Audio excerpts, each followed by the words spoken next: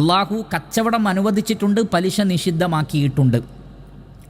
അതുകൊണ്ട് തന്നെ നമ്മുടെ കൈകളിൽ വല്ല പണവുമുണ്ടെങ്കിൽ അത് ബിസിനസ്സിൽ ഇറക്കിക്കൊണ്ടാണ് നമ്മൾ പണമുണ്ടാക്കേണ്ടത്.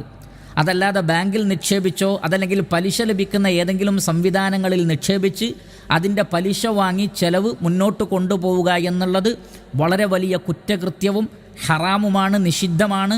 ആ നിലക്ക് ബാങ്കുകളെ നമ്മൾ സമീപിക്കാൻ പാടില്ല. എന്നാൽ നേരത്തെ പറഞ്ഞ രൂപത്തിലുള്ള ചില നിർബന്ധിതാവസ്ഥകളിൽ ബാങ്കിൽ പണം നിക്ഷേപിക്കേണ്ടി വരുന്ന ഒരു അവസ്ഥയുണ്ടാകും. അപ്പോൾ പലിശയായി ലഭിക്കുന്ന പണം അത് എന്ത് ചെയ്യണമെന്നതാണ് ഇവിടെ ചോദ്യം. പ്രധാനമായും 4 വാദങ്ങളാണ് ഈ വിഷയത്തിലുള്ളത്. അതിൽ ഒരേ ഒരു വാദം മാത്രമാണ് ശരിയായിട്ടുള്ളത്. ഏതാണ് ഈ 4 വാദങ്ങൾ എന്ന് നമുക്ക് നോക്കാം. അതിൽ ഒന്ന്, അങ്ങനെ പലിശയായി ലഭിക്കുന്ന പണം നമുക്ക് എടുക്കാം, നമുക്ക് നമ്മുടെ ആവശ്യങ്ങൾക്ക് ഉപയോഗിക്കാം എന്ന് ചില അറിവില്ലാത്ത ആളുകൾ വാദിക്കുന്നു.